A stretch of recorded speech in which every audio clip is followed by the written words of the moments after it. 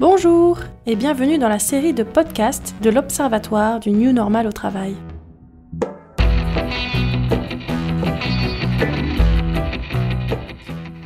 Cet épisode est un peu particulier puisqu'il est consacré non pas à un thème sur le travail, mais à une experte de l'Observatoire qui va parler de l'organisation dans laquelle elle travaille. Dans ce 4e épisode, vous allez pouvoir entendre Laurence, qui est engagée dans les réflexions actuelles sur le New Normal au travail. Alors Laurence, bonjour et bienvenue. Merci d'avoir accepté cette invitation. Je suis ravie de pouvoir échanger avec vous aujourd'hui. Et tout d'abord, je vous invite à vous présenter. Donc, qui êtes-vous? Dans quelle organisation travaillez-vous? Et puis peut-être à quel poste? Bonjour Fanny, merci beaucoup de votre invitation. Je suis Laurence Fourcade, je travaille pour Keolis depuis 10 ans. Keolis est un opérateur privé de transport en commun et de solutions de mobilité au sens large en France et dans 12 autres pays. Je travaille actuellement au sein de la DRH et transformation et j'ai récemment piloté un projet de transformation du groupe au travers de l'emménagement du siège dans de nouveaux locaux dans le quartier de Paris-La Défense. Merci. Alors vous faites partie de l'Observatoire depuis sa création l'an dernier en 2022. Pouvez-vous me dire comment vous l'avez découvert et pourquoi vous avez choisi d'y participer? Alors, je l'ai découvert parce que je travaille depuis longtemps avec Aurélie Dudésert sur un certain nombre de sujets, dont la transformation digitale au sein des organisations, dans une certaine mesure, l'évolution du monde du travail. Et je me suis beaucoup intéressée à ce sujet dans le cadre de la crise du Covid-19. J'étais directrice adjointe de la gestion de crise au niveau du groupe et comme beaucoup d'autres, j'ai dû faire face aux bouleversements amenés par les divers confinements. Alors, j'avais la chance d'être très à l'aise avec les outils numériques puisque j'en avais moi-même introduit dans l'environnement de travail Keolis. Mais la nouveauté dans la crise Covid, c'est que l'apprentissage de ce travail à distance était forcé et s'est mêlé à des enjeux très personnels. Et encore, c'est même sans compter les inquiétudes liées au contexte sanitaire. Donc, il y a eu toute cette partie télétravail forcé, et puis ensuite, il a fallu revenir au bureau. Et entre ceux qui ne voulaient pas, ceux qui avaient peur, ceux qui ne voulaient pas revenir comme avant, et ceux qui vivaient encore les stigmates ou alors les plaisirs du télétravail forcé, il m'est apparu évident qu'il fallait traiter du nouveau normal au travail à part entière, et Aurélie est arrivée avec ce groupe de travail que vous animez. Ah oui, donc c'est bien tombé. En tout cas, nous sommes ravis avec Florence et Aurélie de vous avoir dans ce groupe. C'est une chance aussi pour nous. Alors, comme vous le dites très bien, le monde du travail a été bousculé pendant la crise de la Covid et on peut dire qu'il l'est toujours actuellement. J'ai alors 2 questions. Est-ce que votre entreprise a traversé cette période de manière difficile ? Et puis, actuellement, quels sont les grands enjeux du New Normal au travail au sein de votre organisation chez Keolis ? Alors, je ne dirais pas qu'on l'a traversé de façon difficile. Je pense qu'on l'a traversé tant bien que mal, mais plutôt bien avec des moyens qui avaient été anticipés, notamment sur les outils numériques à distance. On a aussi mis en place très rapidement, pendant les confinements, des groupes d'échange entre managers de façon à les aider à accompagner leurs collaborateurs, et on a réellement anticipé ce retour dans les locaux qui a fait qu'on a pu donner quelques outils aux collaborateurs et aux managers pour se projeter dans cette nouvelle période. Et on est allé chercher beaucoup de dimensions, y compris un nouvel accord de télétravail qu'on a testé pendant plusieurs mois avant de le finaliser. Donc c'était une période difficile, mais on l'a pas vécu pire que d'autres. Je pense qu'on l'a vécu mieux que d'autres, parce qu'on avait un certain nombre de sujets qui étaient bien avancés et anticipés, et parce qu'on a pris en compte la dimension humaine de tous ces bouleversements. Donc aujourd'hui, on a bien sûr besoin de continuer à observer l'évolution et de nos collaborateurs et de nos managers et de la société, parce qu'on doit accompagner nos salariés, mais aussi en attirer d'autres. Donc, on ne peut pas que travailler avec nos collaborateurs actuels. Pour nous, le gros enjeu, c'est probablement de recréer un collectif, un sentiment d'appartenance qui, nécessairement, de par la distance, a pu s'atténuer. Et on recherche aussi une réadoption d'un but commun au service de notre mission qui, on a cette chance, c'est une mission très attirante pour un certain nombre de collaborateurs. Et peut-être que je peux mentionner en quoi c'est attirant.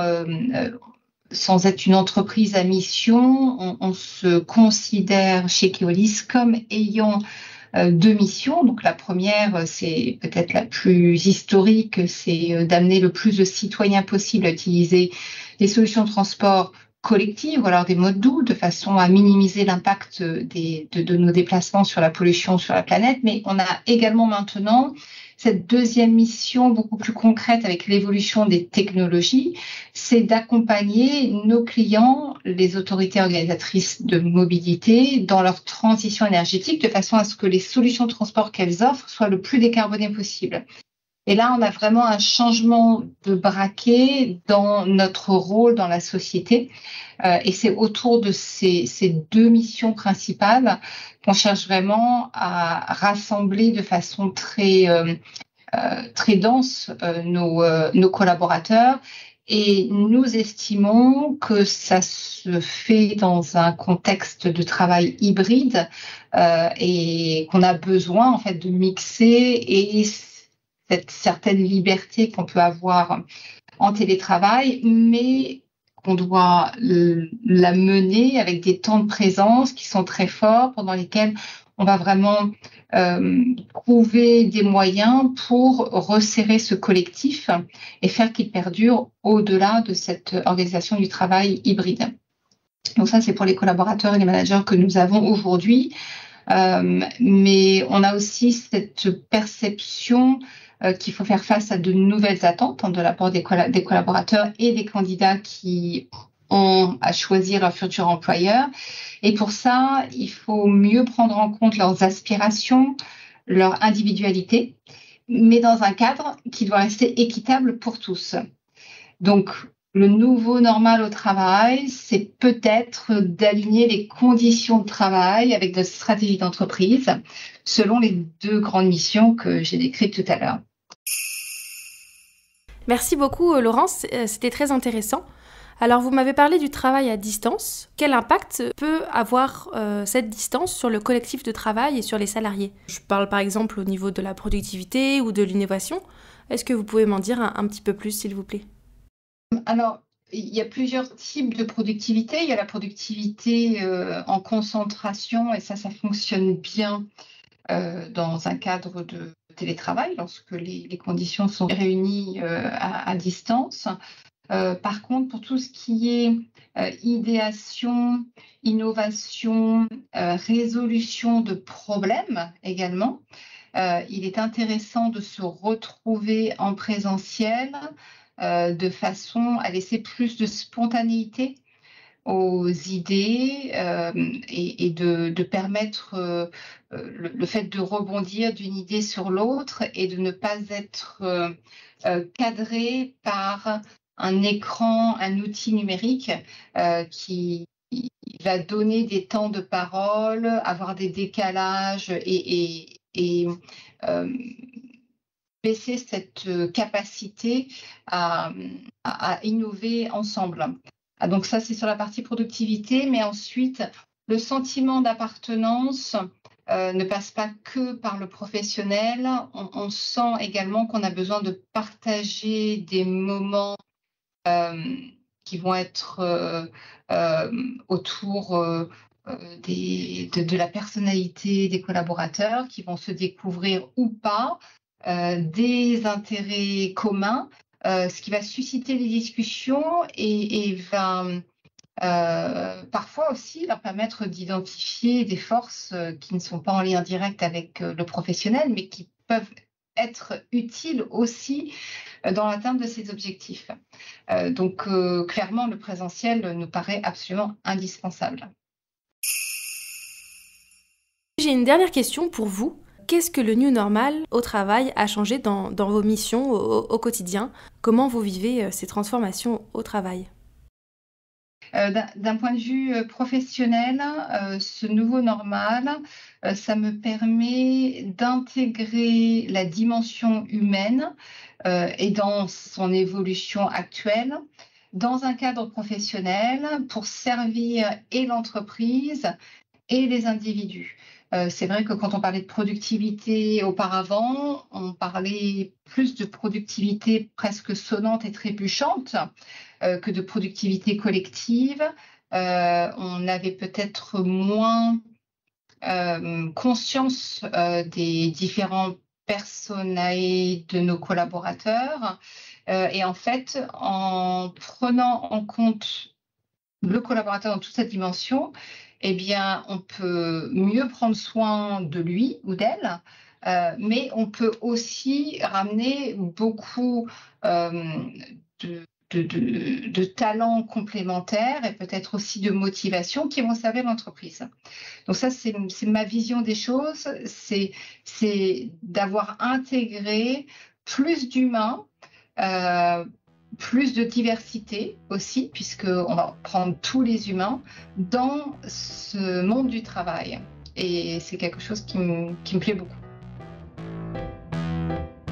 Merci beaucoup Laurence pour ce témoignage très intéressant sur votre organisation.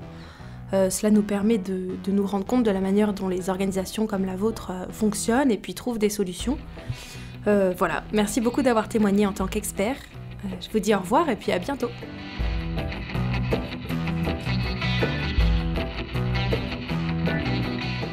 On sent bien que Laurence, de par la fonction de directrice transformation qu'elle occupe chez Keolis, a une capacité de prise de recul et de réflexivité sur les transformations vécues dans son organisation, ainsi que sur leurs enjeux. Elle s'exprime sur de nombreux aspects différents, comme le besoin de recréer un collectif de travail qui fonctionne, ou encore la préoccupation environnementale de son entreprise. N'hésitez pas à les commenter ou à les questionner dans les commentaires. C'est maintenant la fin de cet épisode. Si ce podcast vous plaît, vous pouvez le noter, le liker, le partager autour de vous ou vous y abonner.